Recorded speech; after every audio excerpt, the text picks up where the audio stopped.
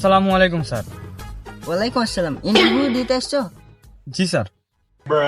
আচ্ছা, তোমার প্রথম কোশ্চিন বলো তো, বাংলাদেশের জাতীয় কবির নাম কি? রবীন্দ্রনাথ ঠাকুর। বাহ বাহ, খুব সুন্দর।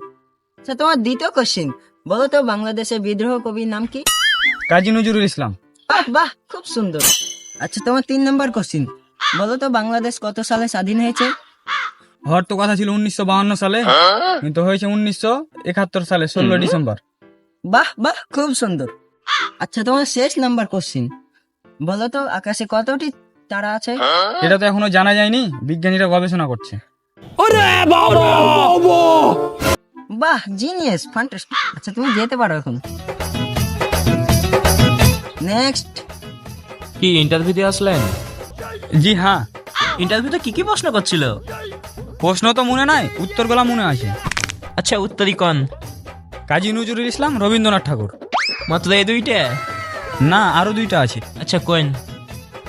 1952 সালে হব হব করে 1971 সালে 16 ডিসেম্বর। এটা এখনো জানা যায়নি, বিজ্ঞানীরা গবেষণা করছে। আচ্ছা, আপনি আমার অনেক বড় উপকার করছেন। ধন্যবাদ ধন্যবাদ ধন্যবাদ। আসসালামু আলাইকুম। ওয়ালাইকুম আসসালাম। ইন্টারভিউ দিতে আসছো? জি। আচ্ছা, তোমার নাম কি? কাজী নজরুল ইসলাম।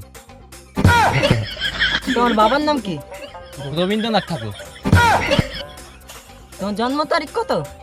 হওয়ার তো কথা ছিল 1952 সালে, 1971 সালে 16 ডিসেম্বর হয়েছে। এবার তুই কি পাগল হয়েছিস নি? না, এটা তো এখনো জানা যায়নি, বিজ্ঞানীরা গবেষণা করছে। जोर का झटका है जोरों से लगा